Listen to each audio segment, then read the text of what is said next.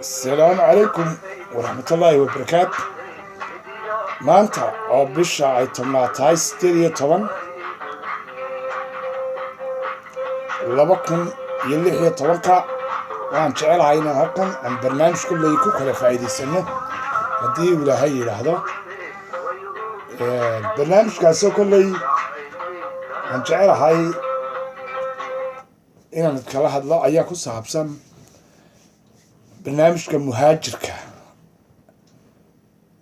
waanba loo yaqaano diversity immigrant visa amba dadku ay ugu yeedhaan soomaalidu fiisaha bakhtiyaa nasiibka. fiisahan bakhtiyaa nasiibka amba d v-ga oo marka loo soo gaabiyo la yidhaahdo diversity immigrant visa. d-du waa diversity macnaheegu waxa weeyaan dad kala duwan weeyaan. ayduna waa immigrantna waa muhaajiriin, vidna waa visa. kolkaa waa dadka muhaajiriinta ee kala duwan ee adduunyada dalalka kala gaarkaa ka kala yimid waa visa loogu talagalay bay yidhahdeen. fiisahaasi sida sheegaan wuxuu bilaabmay 1968 ilaa 70kiina dalal badan oo afrikada bariya ayaa ku iman jiray, laakiin soomaalidu waxay ku baraarugtay sanadadii sagaashameeyihii, weliba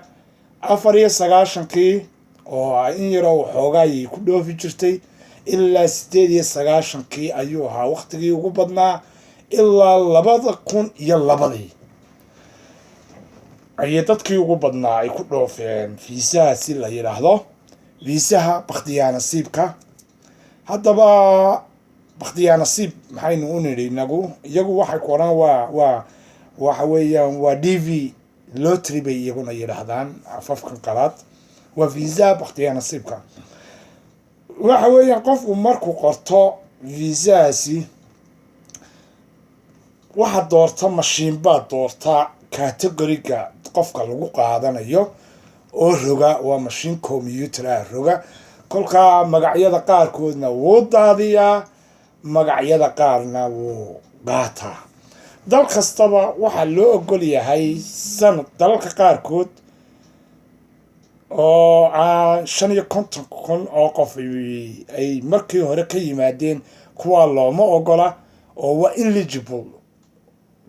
xuquuqu malay inay fiisahaasi dalbadaan oo ay bakhtiyaa nasiibka ka soo qayb galaan. laakiin dalalka aanay 55,000 ka joogin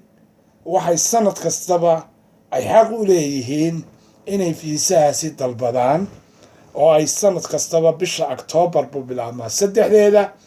ilaa November waa bil kolkaa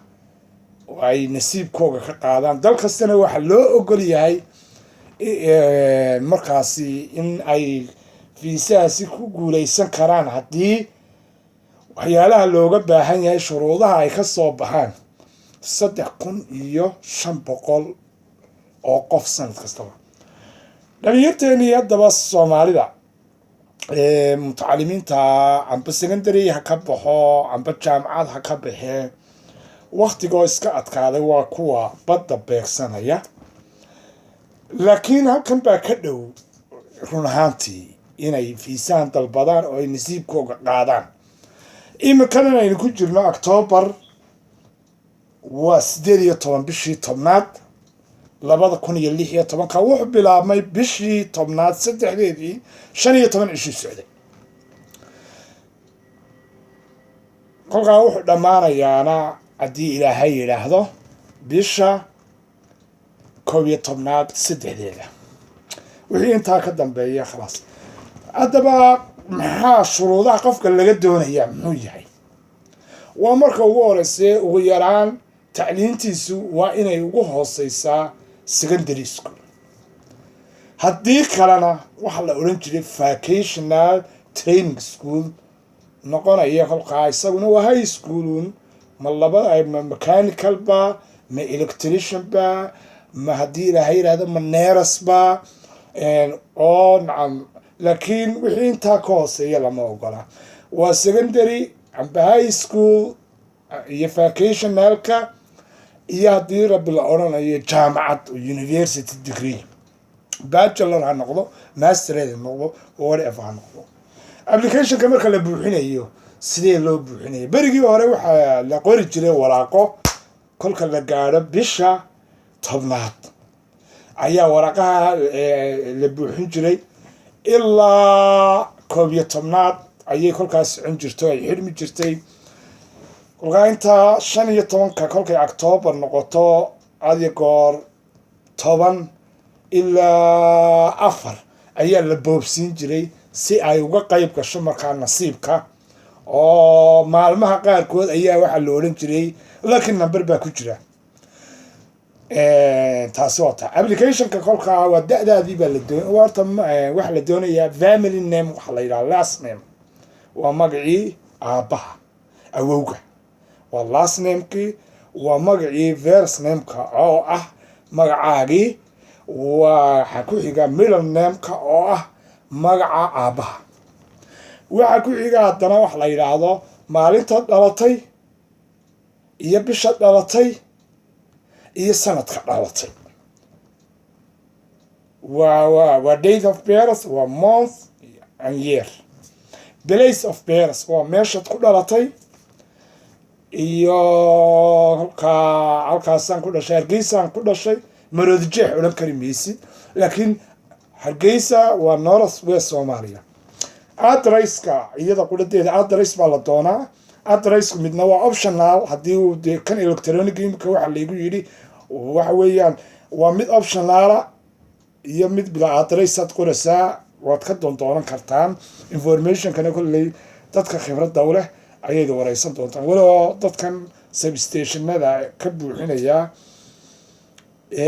lacagta qaadanaya waan eegay ilaa imika inta la buuxinayay Soomaaliya waxba lagama helo waayo Masar iyo waxa lagaga soo galaa badanaa Djibouti iyo kolkaan am khibradda loo buuxinayo ayaa maqan ayaad garanaysaa waayo Soomaalidu sanad kastaba way ku guuleysan kartaa 3,000 oo qof ranti waxa la isticmaalayaa magacii Soomaaliya waxana loo ogol yahay 3,500 sanad kasta taasi waa talabaad qofku waa inuu secondary ahaada iyo wixii ka sareeya amba vocational oo ahaada waa inuu applicationka u diraa xilli aan ka dambeyn xilliga deadline-ka waa bishan aynu ku jirno ilaa November qofku haddii uu single yahay oo aan xaas lahayn wuxuu qoranayaa single baan ahay oo kolka magaciisa qor laakiin haddii xaas yahay kolka amba gabadhii ay hesho amba odagii uu helo spouse-kii buu kolka qofkii kala noqonayaa caruurtii baa la dabagelinayaa walo baalkani uu ku fiican yahay qofka single-ka ah xagga nasiibka marka la eegayo waayo qofka single-ka magaciisa saxa isagoo aan double entry samayn shahaadooyinkiisa hadhow nidaamsan oo safaaradda la tagayo lakigan ugu horeeya applicationka kolka iska hagaajisid iyo addresska iyo telephone lagaaga qorin qolooyin baa $15 qaadanaya telephone zip code waxa lama rabo haddii meesha address la doonayo amba kolka ku Djibouti doono oo hadduu optional yahay weeyaa haddaan optional ahayn hadduu qasab yahay waa in buuyo bogostoona amba jigjigaan baa taasi wata adigoo kolka jigjiga ku dhashay ma oran kartid de Soomaali baan aho qaybta Soomaaligan ka qayb galaya waayo Ethiopia markaa ka qayb galaysaa Ethiopia ayaad noqonaysaa haddii aad wajaara qaybta kale aad ku dhalatay category-ga Ethiopia aad raacaysaa kolkaas Soomaalidu waa yar tahay jaanis badan bay haysataa 3,000 baa ka qayb gali kara sanad kasta taasi wata email waqtiga hore waraaqo ahaa laakiin imika waa electronic baa la yiri anu ka electronic walo aanan khibrad badan u lahayn anu ka waraaqaha ayaan muddo dheer qori jiray oo aan dee aan aada u aqaanaa run ahaantii kolkaad bahalka heshid aad ku guulaysatid confirmation bay ku siinayaan dadkii la doortay baad noqotay bay ku odhanayaan kan electroniga sidaan maqlay waxaa lagu soo diri doonaa bushqad kolkaa applications la yidhaahdo oo foomamkiya iyo warqad la yidhaha congratulation marka sidaa aad u heshid foomamkaasi waad buuxinaysaa kolkaas shahaadooyinkaagii qualificationkii oo dhan lagaaga baahnaayo o dhan ayaad ku buuxinaysaa iyo sawiradii kolkaa waa la dirayaa applicationkan aad dambe ee aad diraysaa kolkan aad hesho kaa hore maayo iminka aad diraysidii waa qeyb ka mida haaf ka mida lakigaagii applicationka kale in si qurux badan looga shaqeeyo dabadeeto kolkaad dirtid warqad bay bisha September bay soo diraan marka la helo waxaa imanaysaa markaaba la helo bahalkan wuxuu leeyahay case number wax la yidhaah qaar baa helaya number 1 amba oo adduunyada number 1 ka gelaya haddii uu number 1 bisha May aad noqotid isla maalintaas aad ordaysaa oo balankaagiiba wax yar baa ka harsan oo inuu ballanku kugu qaato 15 cisho laga yaabaa safaaradda u dhow baa kolkaa lagu diraya amba Djibouti ha noqoto amba Ethiopia ha noqoto amba tii Muqdisho ha noqotee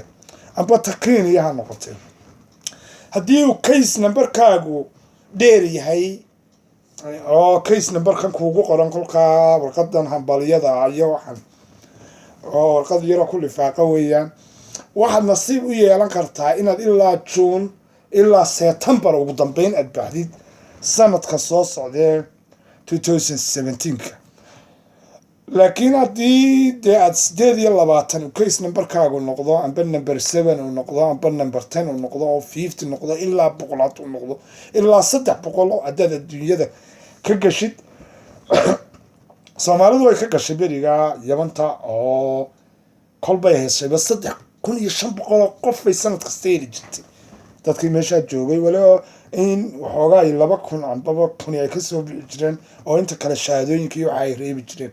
haddii uu numberkaagu markaa dhow yahay oo markaa congratulation lagu yidhaha foomka buuxisid warqadda waxa daba socotaba safaaradda lagu tagayo run ahaantii